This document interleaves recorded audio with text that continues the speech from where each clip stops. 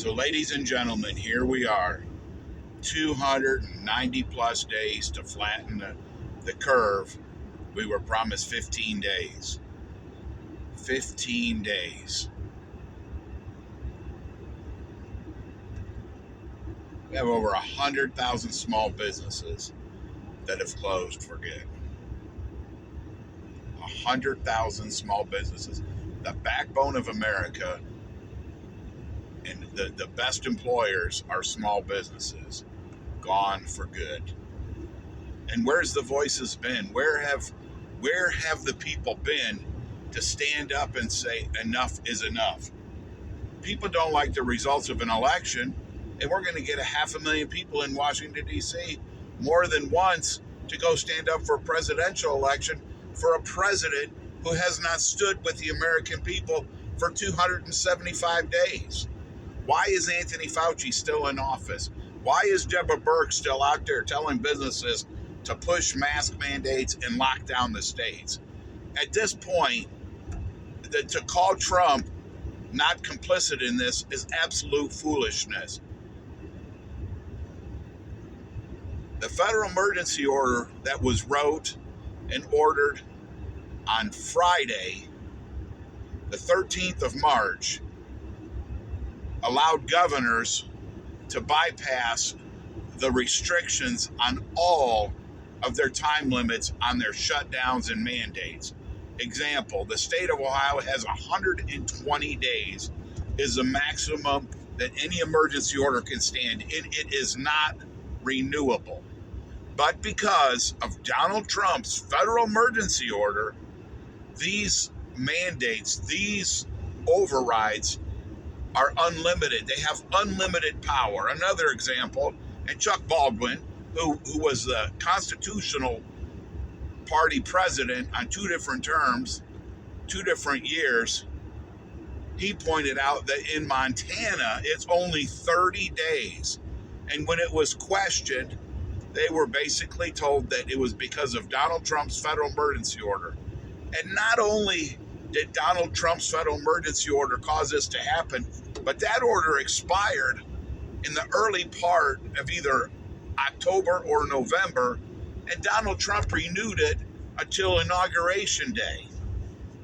So when he tells you he wants the states opened up, he's not telling you the truth. In fact, DeSantis come out and publicly stated that the White House has been adamant about him shutting down the state or passing mask mandates, and he has refused.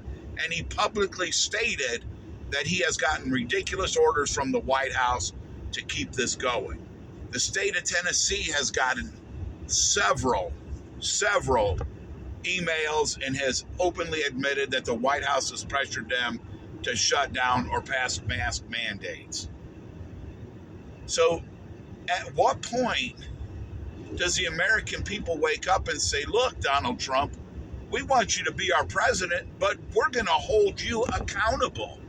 Is there such a thing as accountable in politics in the United States, especially for the Republicans? The Republicans have betrayed us several times. George Bush passed the Patriot Act, the most unpatriotic act in U.S. history, but yet every single Republican and every single conservative stood by George Bush while he dismantled the Bill of Rights and Constitution and was obviously one of the worst presidents in U.S. history. With that being said, George Bush was so bad that there was hardcore conservatives that voted for Barack Obama because they were done with the Republican Party. This is where we're going with Trump. These people, it's about holding these people accountable. It's not about making excuses. This is not 3D chess. This is not, we have to let everything get bad to expose these people.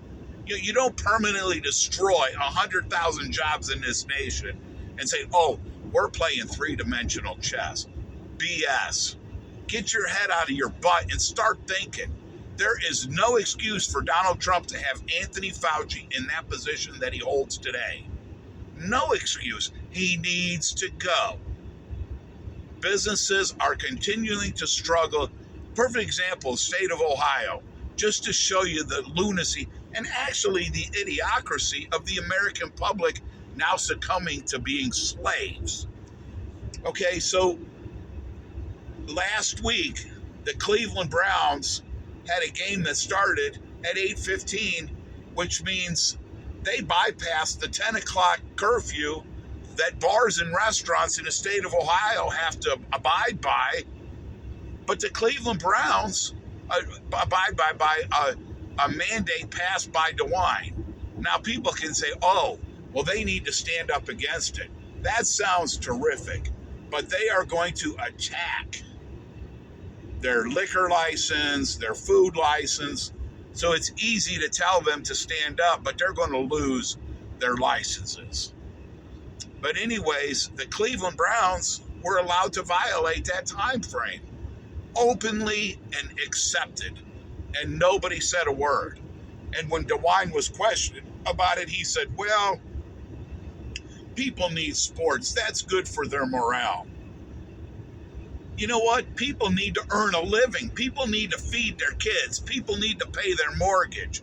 Take the restraints off these businesses and let these people earn a living and open their businesses. That wasn't even enough. Then the weekend, Cincinnati Bearcats football was allowed to have their game in their stadium violate the 10 o'clock curfew. But that's okay. The NCAA can violate that. And the following night, the 2 nights later, the Cincinnati Bengals get a Monday night football game, and they're not letting people out until midnight. So it's okay for billion-dollar corporations like the NFL and the NCAA to violate these curfews, but God forbid a working-class American, a bar owner, a restaurant owner, you got to close.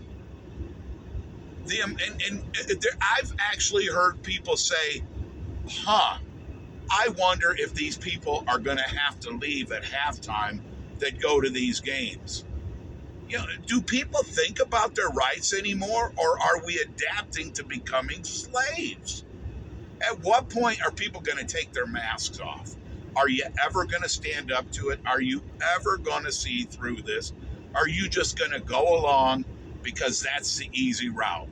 Because I can assure you, if you're wearing a mask today, everywhere you go, you're getting the vaccine. And don't tell me differently. Because if you're wearing a mask, you won't even stand up to something as simple as saying, I am not wearing a mask. And you're telling me that you're going to stand up and you're going to not let people shame you for wearing a mask? I mean, for getting the vaccine?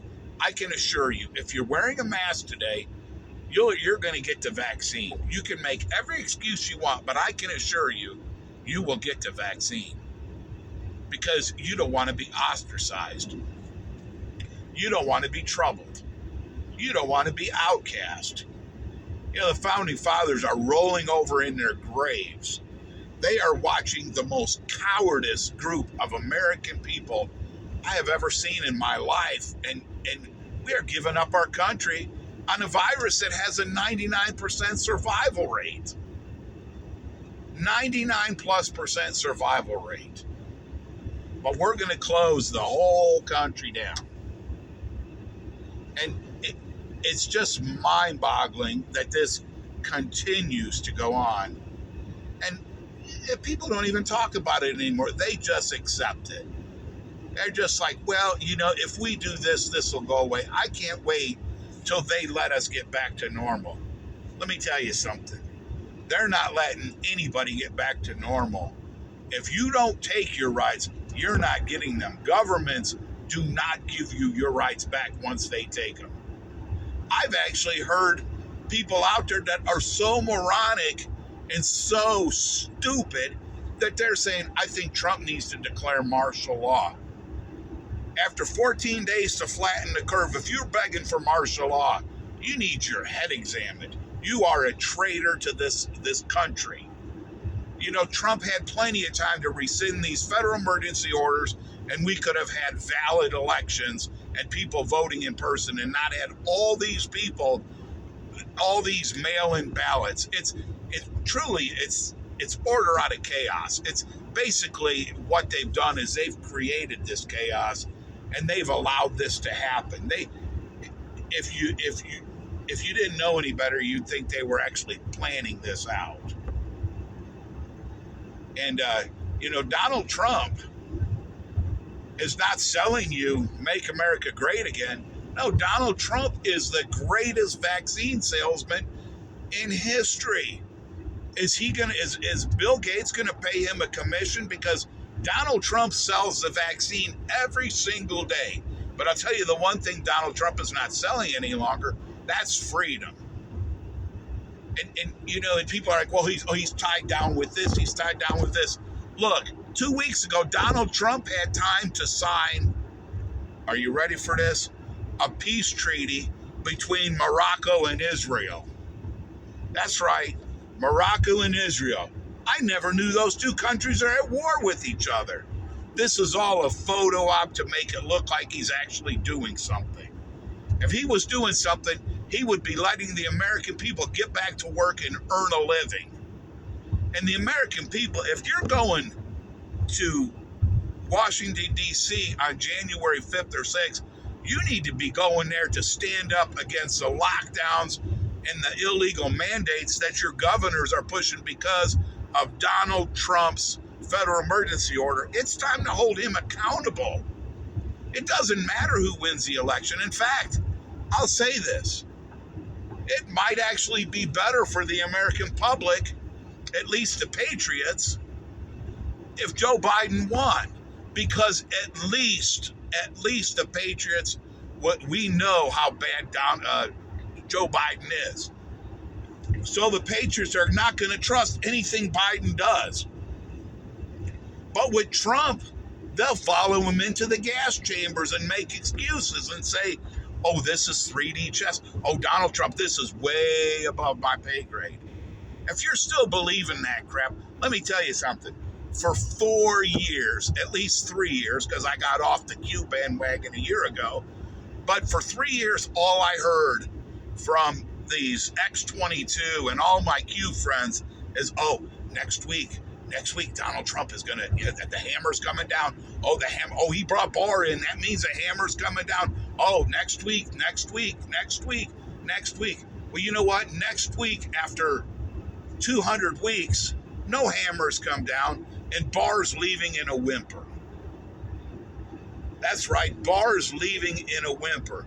There has been no indictments. Yeah, some lowly one person that meant nothing. But there's been no indictments, and there's people that still, oh, it's coming. There ain't nothing coming. There is nothing coming but more enslavement and more vaccine sales. That's what you're going to get out of this Trump White House until people put his feet to the fire. Donald Trump is an extremely arrogant, boastful human being. And the last thing he wants to hear is he's failing you. And the American people ought to be ashamed of themselves because they are supporting Donald Trump's absolute destruction of this country. And if you spoke up to it, I can assure you Donald Trump will change course because he doesn't want people to say bad things about him. So at least you could wake him up if you held him accountable. But as long as you call him Abraham Lincoln and make excuses for all of this garbage and all of this 3D chess nonsense, he's going to continue to do these things. Donald Trump may have been sent here by God. Every president has been sent here by God. But I will tell you this right now. If Donald Trump doesn't change course, I agree, Donald Trump was sent by God. But Donald Trump was sent by God to bring judgment upon this nation for the over 60 million abortions and all of these homosexual agendas allowed to be pursued and pushed in this country. That's why Donald Trump is in office, not because he's prophetically going to guide this nation. That's a bunch of nonsense. It's time we get out of that stuff. These television evangelists begging for money all the time. Don't believe these people. You know, 4 years later, this is not who we thought this guy is. He has a month to change course. If we see it, I will be happy to be wrong. But I'll tell you what, I don't believe I am. I'm out. God bless America. Thank you.